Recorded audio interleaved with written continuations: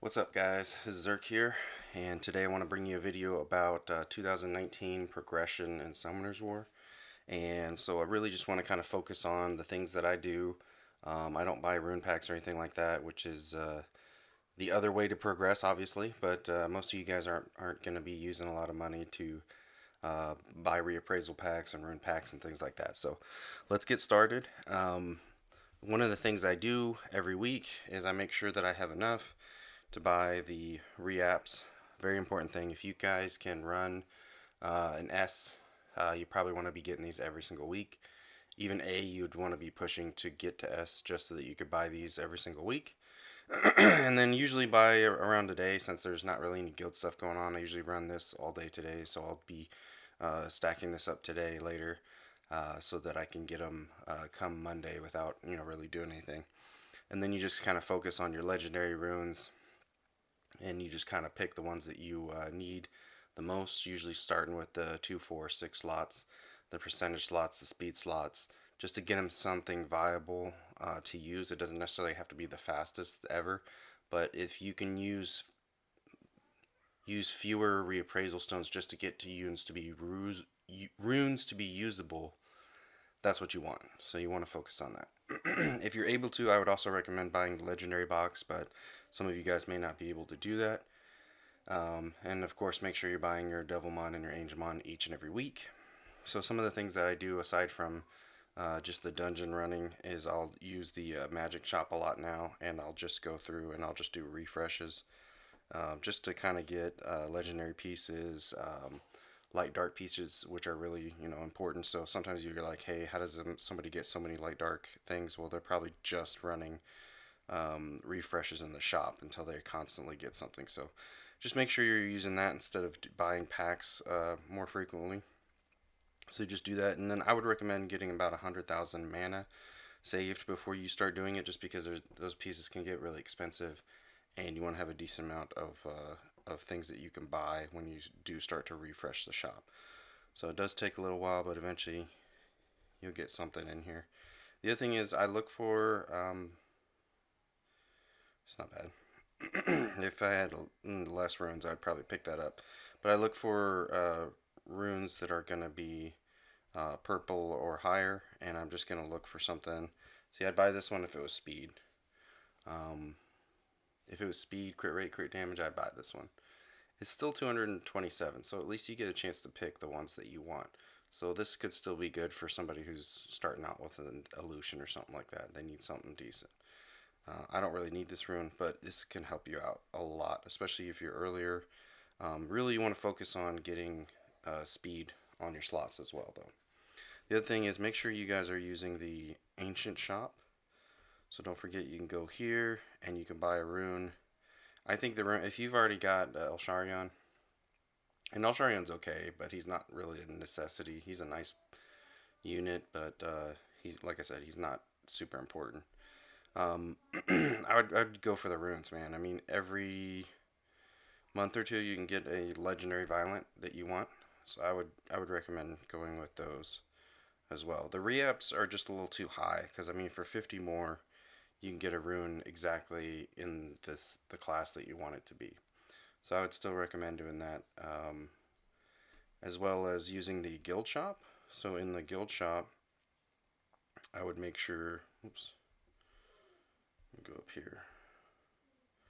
In the guild shop, I usually buy the legendary rune as well. And the reason why is because I can re-app it if it sucks. And granted, sometimes it's a 5-star and that stinks as well. But I mean, with your pieces, aside from buying, your inference, if you're already done with your inference, then you don't really need anything else. Or my towers aren't the top, but get them around 6 or 7, and you'll be fine. You can do most things with that.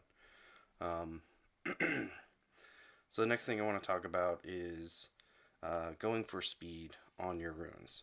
So a lot of times people have a lot of monsters and they're like, I'm losing, and I've been noticing that some of my guild members just have monsters that are just too slow. So what is the kind of the amount that you're going to be shooting for? You're probably going to want to do around plus 100 for every monster. And so you got to remember too, like, there you go, finally hit speed. You got to remember too, like, you can grind on attack, defense, crit rate, crit damage a lot easier than you can get enough speed. Because if you can grind on speed, you're only going to probably on average grind on 5. And then you can maybe appraise another 4 on it, so you're going to have 9 speed added. That's not enough. So you want to have a rune where you can maybe get 2 or 3 rolls of speed, and you can kind of go on from there. So like, you can use some of these slower ones like this. And hold on, let me sort it by sub property. But you want to make sure you're stacking up your fastest runes together. You want to stack them up on top of each other and use them on the same monster too. That's another thing that's very important. And you kind of want to build for a purpose. Like, you want to have 3 monsters around plus 160 speed that are attack bar boosters so that you can go first. Because going first sometimes makes the difference on who wins. Because you can do enough, everybody can do enough damage, or everybody can do enough debuffs, or you kind of get into the comp mix and it'll all work together. So it doesn't really necessarily matter how much damage you can do. So you don't need, 2,000 attack and 200 crit rate if you can't hit the monster.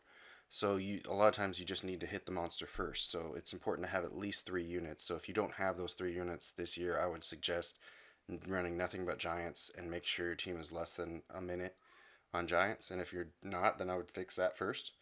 And I would just run nothing but giants, get swift runes, and really just pump out the 3 monsters that are above 160. So my 3 monsters that I use above 160 are Tiana, and I don't have, like, listen, I don't have the fastest Tiana at all by any means, but I have one that's fast enough to do its job.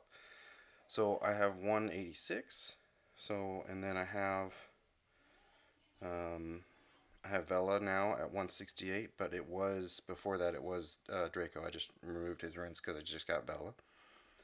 And then obviously Megan, which is huge. Megan's so key for both Arena, for your Lucian teams, and for RTA. Really, just, you want something that's going to give you attack buff and going to go first. Obviously, there's a couple others in there, Bernard, and a couple other monsters that'll go pretty fast. So I have a couple that are just backups that I'm, just getting extras of.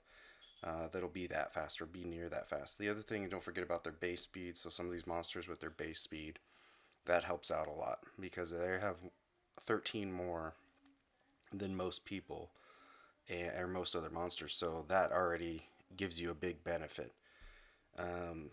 So you want to have those. I'd focus on getting those 3. Maybe have 2 fairly fast immunity monsters with will on them. Again, so that's my Vela and my Wusa. They both have will on them. Just so that you can cleanse or refresh or try to go first and put up immunity. A couple of the key monsters too to think of in 2019 to build. I hope you guys got Fran last year. I would really focus on Fran because she's used, it looks like you could use her pretty much anywhere. I mean, anywhere and everywhere you could use her. And she's really the meta right now in RTA. Just a good kit overall with the heal, 2 heals, a really low cooldown on 2 with the heal, a stun and attack break on 1. I mean, it's a good set. And then obviously Gian. Gian's kit is perfect for RTA, and the biggest thing is autoing TOA hard. I mean, that's just huge. Just a big monster for TOA hard.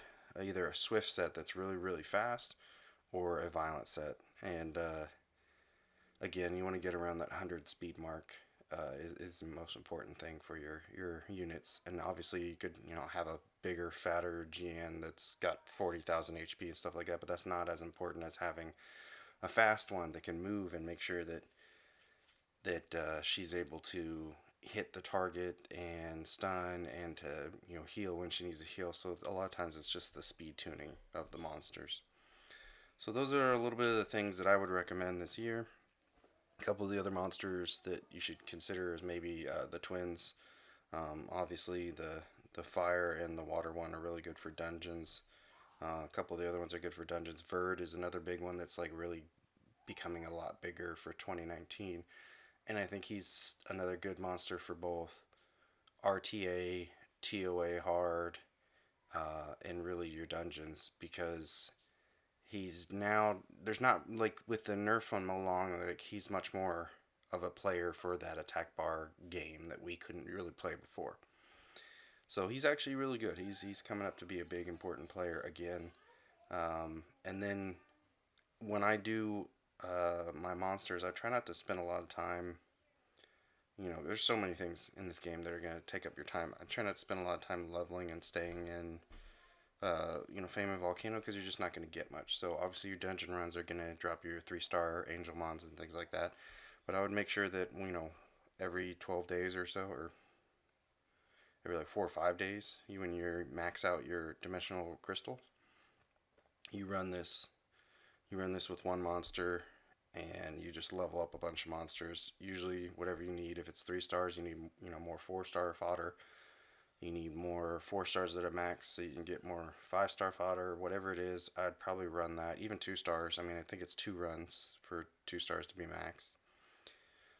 Run that stuff, and then that way you don't spend a lot of time leveling monsters, because that to me is a waste of time. And I feel like you could do it all every 4 or 5 days. You just need the double experience, and it's pretty easy to get that fairly consistently. You're getting to, just by the monthly package now.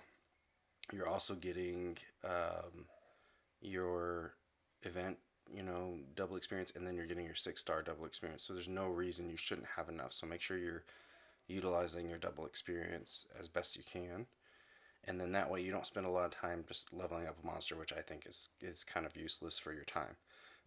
You always want to be gaining better runes. So runs are going to be better suited for your monsters and your time. So I would kind of focus on those things. And that's really all I have for 2019, like what I would kind of focus on improving your mid to late game. You're going to be really focusing on your rune quality at this point. You probably have enough monsters. You really just want to get faster. So if you think about like those blue runes that are 6-star and they have a 6 to base to start, well, that can roll you, if it rolls twice, and you have a fairly decent shot of that. That can go 18 speed, and then you can work on grinding on whatever else you need. But right there you have 18 speed, and then you can grind on up to 5. So you could have a 23 speed rune that's blue. And that's all you need. And then purple is 24, and then orange is 30. And I guarantee you I don't have any that are 35. There's no 35 rune that I have. So if you're lucky and you have that, congratulations. But I'd really just focus on the blue and the purples. Even purple with the low rune rolls, you get probably 22 or something like that. That's still good. Then you can get 27 and things like that. That's what's on my Tiana and stuff like that. So right here you can see, there's one where, let me see what it was at. There's a 4 on there, so I could still go up 1 more speed. But that's probably, let's see. Yep, there's a purple rune on my Tiana, and I use her here, as you can see. And so I mean it's attainable with purple runes and even some blue runes, but I think all these things are attainable to get if you're really prioritizing your monsters and you're focused on that. So if you guys have any tips, please leave them in the comments down below. I'd love to learn about what everybody else does to kind of improve their monsters and to keep going forward. There's obviously people out there who are way better than me and who have put a lot more time into this, so it's good to see their feedback. And it's important to kind of see what you can do without spending money in this game. Although I know that is a viable strategy for some people, is just to spend more money. But some people can spend money too and not get anything, not get the right thing. So you want to focus on doing the right thing still in this game, because that's still very important, and I know a lot of guys out there are doing that. So anyways, leave some comments down below on what you think, and if you want to see something else, just let me know. I think